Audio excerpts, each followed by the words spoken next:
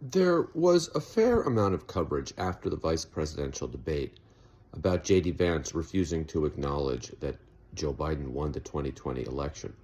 But the other thing he refused to acknowledge was that climate change was real and made by human activity. At one point he said, for the sake of not arguing, let's assume that. But he never actually came out and said that. And given what we see in the southern part of the United States right now, this is very significant. It is apparent that the Republican Party is part of kind of a transnational, ultranationalist or fascist movement. We see nodes of this, for example, Orban in Hungary. A lot of this goes back to Putin in Russia. But the Republican Party is one of the few parties, even in that movement, that denies the reality of climate change.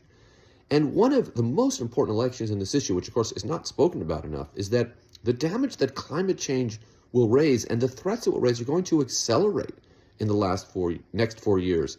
And we really, really can't afford a president who doesn't even accept the reality of climate change. But Donald Trump doesn't.